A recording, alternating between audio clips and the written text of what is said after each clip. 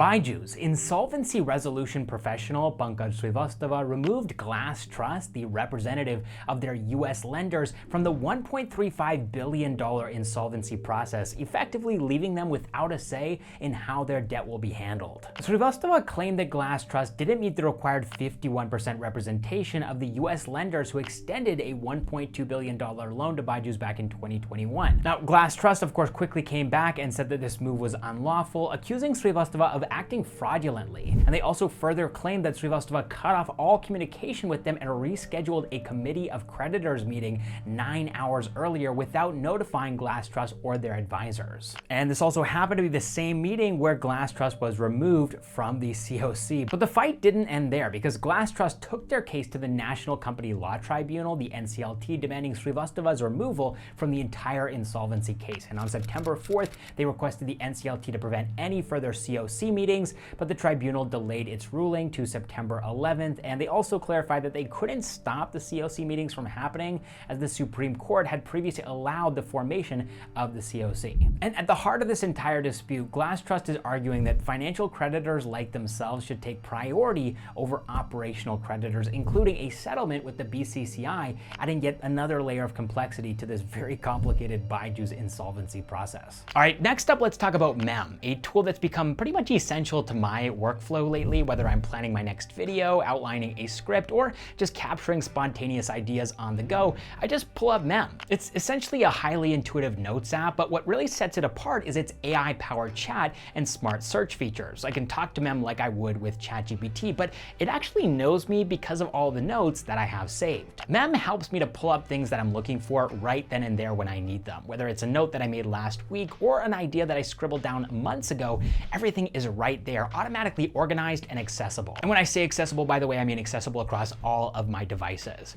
Now, I have used other apps for this in the past, like Notion, but I stopped using that because it was too complicated, slow, and it just took too much time to maintain. I've also used Google Keep quite a bit in the past too, which is pretty simple and quick, but organizing notes took a lot of work for me. But with Mem, I got the best of both worlds. It lets me focus on being creative and instantly capturing my thoughts without worrying about how to organize them. So if you want a notes app that can help you level up your note-taking process, I highly recommend Mem. It's been a huge help for me, and I'm sure that it can do the same for you. You can find a link to their website in the description and pinned comment down below. And thanks to Mem for sponsoring this video. All right, next up in the news, we finally have Swiggy's financials for FY24. The company increased their revenue by 36% from 8,265 crore rupees, and they were able to achieve this growth while also cutting their losses by 44% from 4,179 crore rupees in FY23 to 2,350 crore rupees in FY24. Now, even though they are close to Zomato in terms of their revenue, Swiggy still has a long way to go when it comes to profitability. But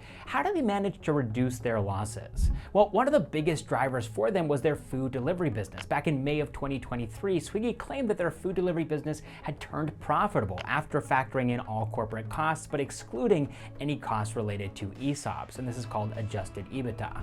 Now, on top of that, they even managed to cut down on the growth of their expenses, which only grew 8% from 12,884 crore rupees in FY23 to 13,947 crore rupees in FY24.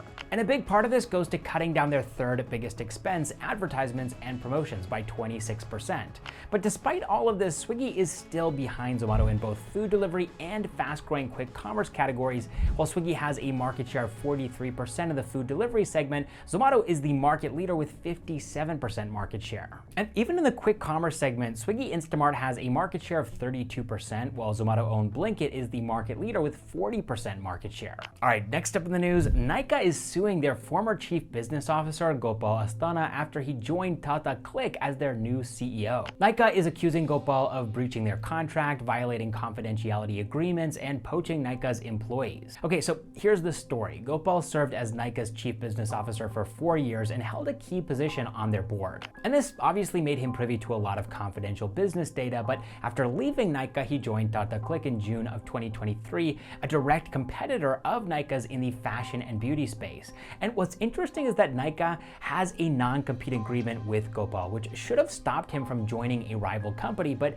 here's the twist. Nykaa granted Gopal an exception here, allowing him to join Tata Click despite the non-compete. However, things took a nasty turn when Nykaa found out that he was allegedly trying to to hire former Nykaa employees for Tata Click, and Nykaa claims that some of those staff members have already made the switch. Now, Nykaa isn't taking this lightly. They filed a lawsuit in the Bombay High Court accusing Gopal of breaching confidentiality, misusing proprietary information, and damaging Nykaa's goodwill. They're seeking 19 crore rupees from Gopal in employee stock options and an additional 5 crore rupees for loss of business. The High Court has already issued an interim order barring Gopal from hiring any Nykaa executives for Tata Click, and Gopal, for his part, has denied these allegations, calling them incorrect and stating that everything will be cleared up in arbitration. He also pointed out that this is a dispute between him and Nykaa, and Tata Click isn't involved. As of now, Tata Digital hasn't commented on the matter either, so we're just gonna have to wait and see how this thing plays out. All right, next up in the news, Mygate, which is known for managing security in over 25,000 gated communities across India,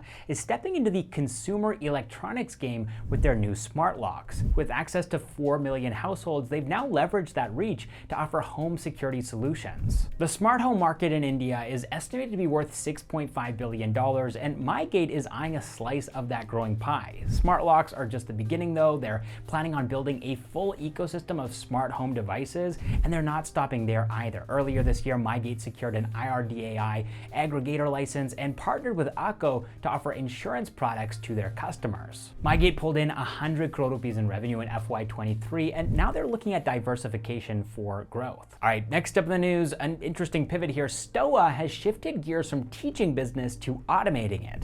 After hitting pause on their 6-month cohort-based MBA program, they've launched Zeus, an AI agent built to streamline workflows and tasks for large teams, offering features like sending personalized emails, brainstorming solutions, and even taking instructions over calls. But here's the kicker. One of Stoa's founders claims Zeus is 2 times more effective than ChatGPT, and that's a bold claim. So what exactly is Zeus? Well, there isn't much on their website at this point. It looks like Zeus integrates directly into your inbox, handling tasks like drafting emails to conducting internet research, and the idea is to supercharge productivity for companies by automating repetitive tasks, making Zeus the ultimate AI assistant for teams. Stoa's founders have been teasing this product on social media for a while now, and it's clear that they see huge potential here. Now, let's talk a bit about this huge pivot for Stoa. In FY23, they earned about 16 crore rupees from their 6-month cohort-based alternative MBA programs, but according to reports, they paused that business after failing to fill up their last cohort. So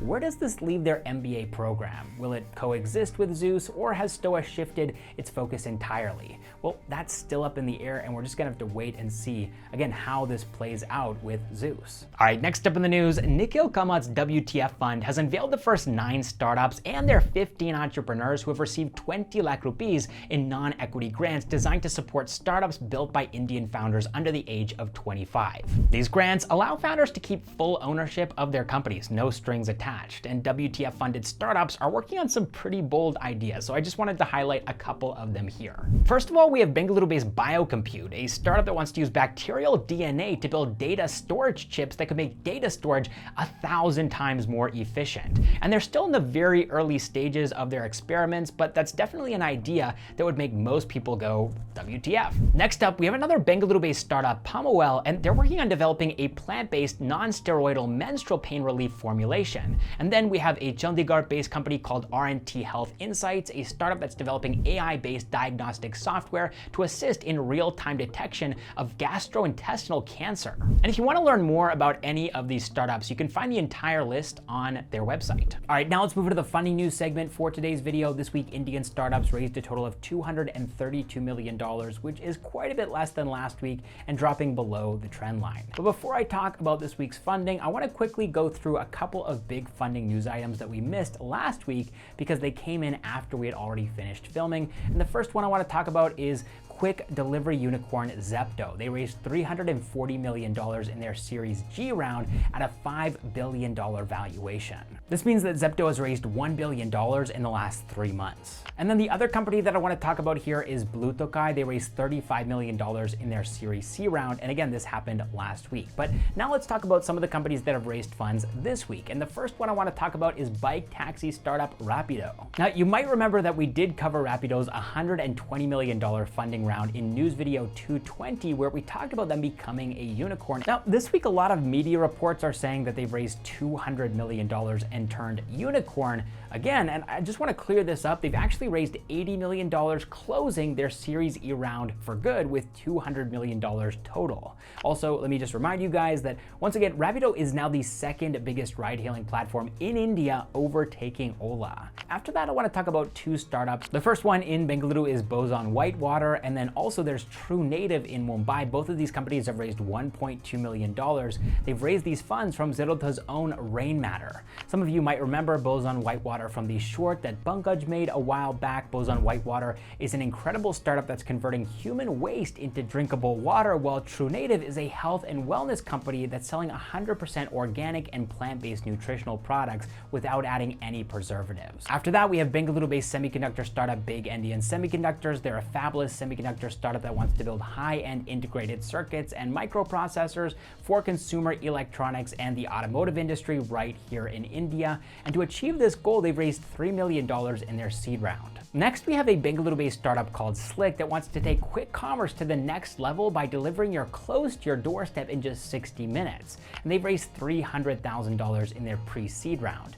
And then finally, we have another Bengaluru-based startup called Nautical Wings Aerospace, which is in the business of developing electric propulsion systems for aircrafts as well as drones. And they basically want to turn every aircraft and drone electric. And they've raised an undisclosed amount of funds in their pre-Series A round. All right, that is all the startup news that I have for you guys this week, and I'll catch you in the next one.